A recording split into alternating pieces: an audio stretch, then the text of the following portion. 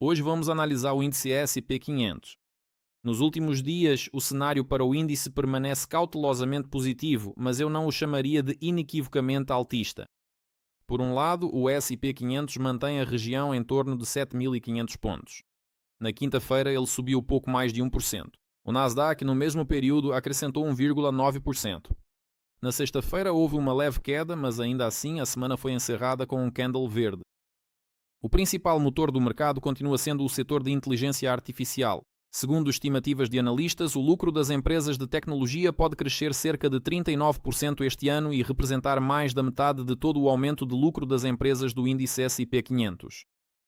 Além disso, as maiores empresas de TI continuam investindo ativamente em infraestrutura de IA. De acordo com estimativas do Goldman Sachs, os gastos com esses projetos podem chegar a 754 bilhões já neste ano, ou seja, o fluxo de dinheiro continua. Os analistas dos maiores bancos de investimento de Wall Street também estão muito otimistas. Por exemplo, o Goldman Sachs elevou a meta para o S&P 500 para 8.000 pontos até o final deste ano. O Morgan Stanley está ainda mais otimista, 8.300 pontos, embora para o meio do próximo ano. Ao mesmo tempo, o Morgan Stanley projeta um crescimento do lucro das empresas do índice de cerca de 23% neste ano e mais 12% no próximo. O Wells Fargo também aumentou sua previsão. Eles elevaram a meta para o índice de 7.300 pontos para 7.950. Atualmente, o índice está sendo negociado em torno de 7.500 pontos. De modo geral, as expectativas de crescimento dos lucros continuam fortes. Além disso, essas expectativas, na faixa de 23% a 24%, superam as previsões de crescimento da receita, que estão em torno de 12% ano a ano. Mas mesmo esse resultado pode ser o melhor ritmo de crescimento da receita desde 2022. À primeira vista, esse é um argumento de alta bastante forte, mas todo o otimismo também tem seu outro lado. Você provavelmente já ouviu falar do coeficiente P/E Ratio, ou seja, é um coeficiente que mostra a relação entre o valor das ações, o preço de mercado, e o lucro por ação. Por exemplo, se você compra uma ação por $500 e o lucro por ação é de $10, na prática o preço de compra é coberto pelo lucro de 50 anos. Isso é muita coisa. Pois bem, segundo estimativas do Goldman Sachs, o S&P 500 atualmente está sendo negociado em torno do lucro de 21 anos. Isso é mais alto do que o mercado esteve em cerca de 88% dos casos nos últimos 40 anos. Ou seja, o potencial de crescimento até existe, mas a margem de segurança já não é tão grande e os riscos estão aumentando. Em segundo lugar, o posicionamento dos investidores está ficando bastante aquecido.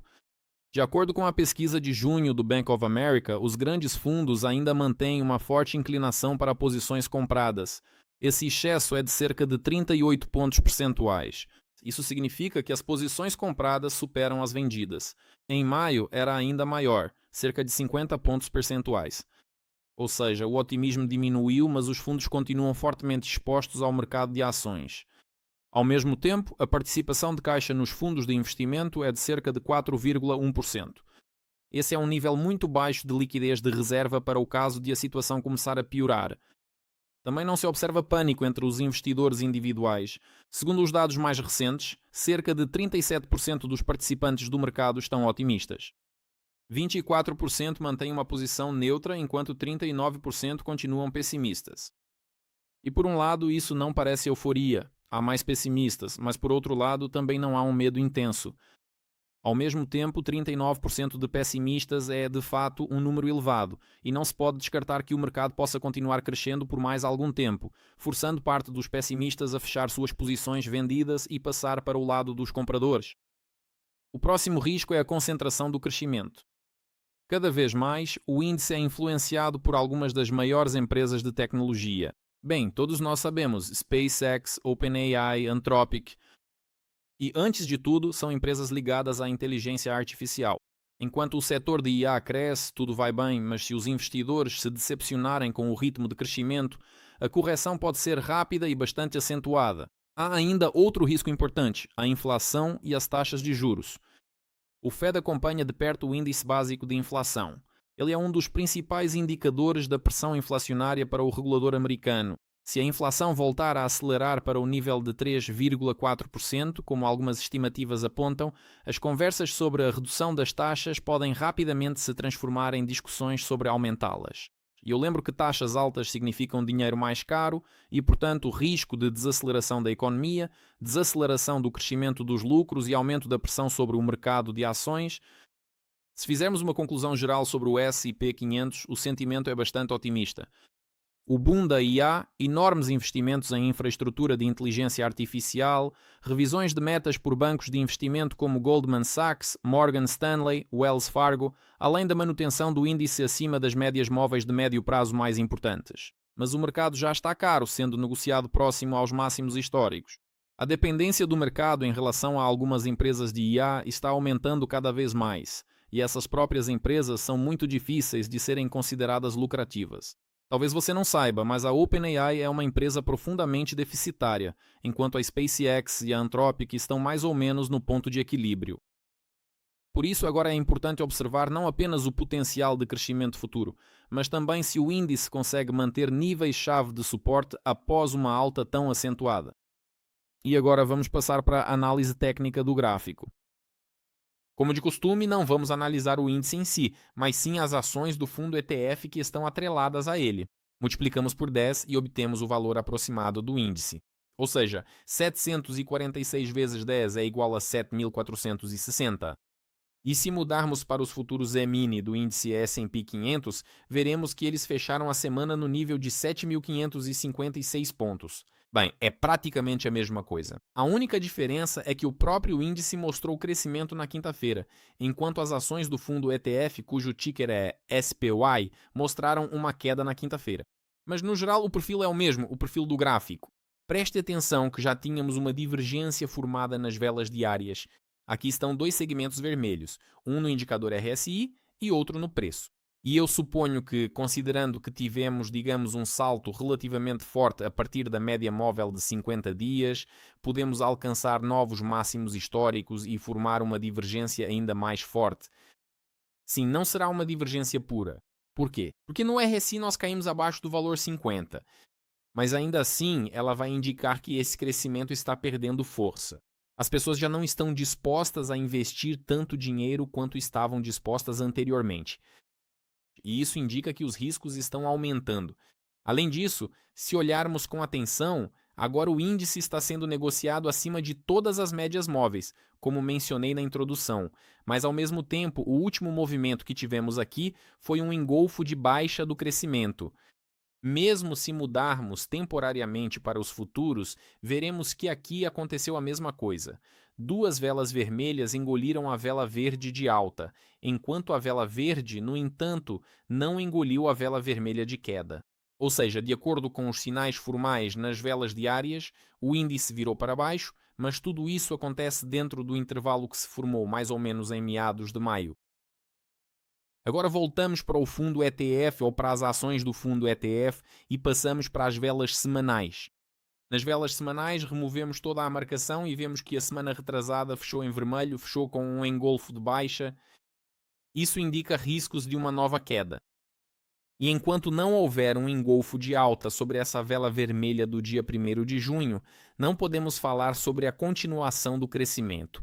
Vamos também dar uma olhada nos futuros E-mini aqui. Você vê que aqui nas velas semanais a situação é exatamente a mesma. Sim, aparentemente houve crescimento nas últimas 2 semanas. Ambas as semanas foram verdes, mas essa vela que formalmente inverteu a tendência para baixo não foi engolida.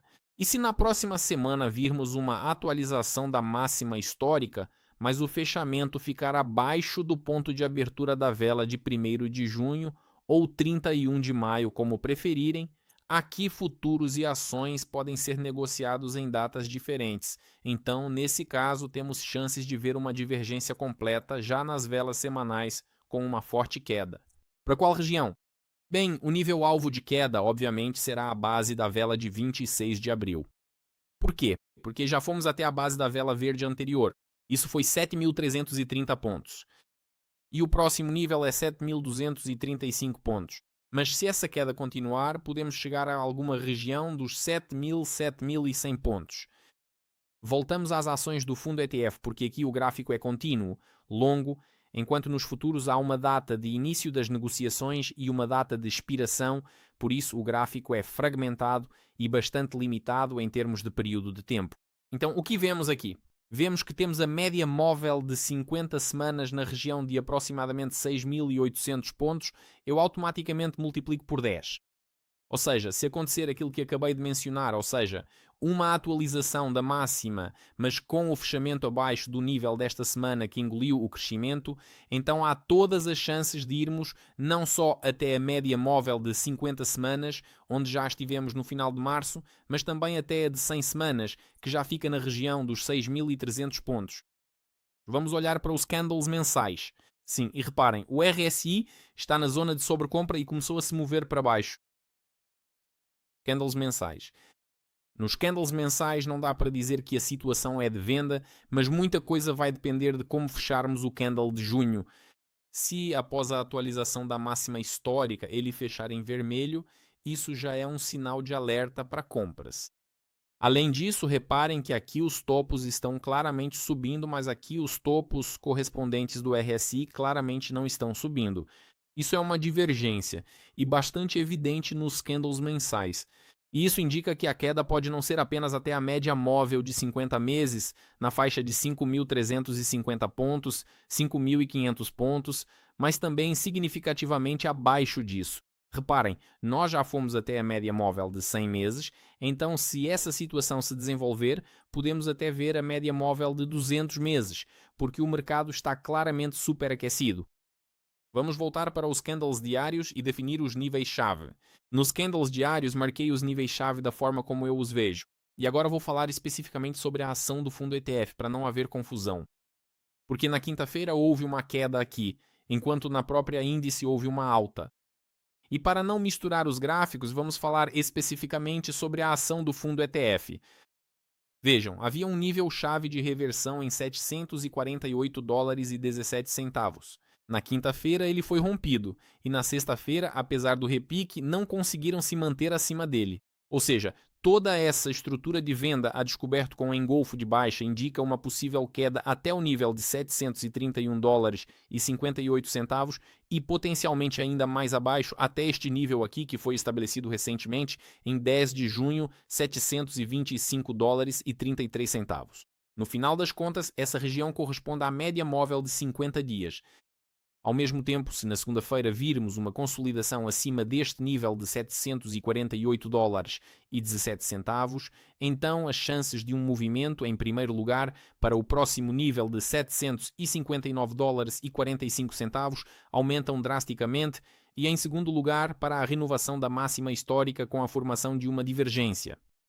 E o fato de que entre os investidores de varejo 39% permanecem em posições vendidas indica que o mercado ou o índice pode fazer mais um movimento de alta para forçar esses 39% de vendidos a saírem de suas posições. Não todos, mas uma parte deles, e assim dar confiança a muitos outros que queiram comprar nos máximos históricos. Eu, por minha vez, recomendo que você se abstenha de qualquer compra, apesar de o índice aparentemente continuar subindo e apesar de os maiores bancos de investimento estarem fazendo previsões de crescimento do índice para a faixa de 8.500 pontos até o final deste ano e até mesmo até meados do próximo ano. Espero que vocês tenham me entendido. Não é preciso comprar em máximas históricas, é melhor comprar em mínimos significativos, seja anuais ou até mesmo de vários anos.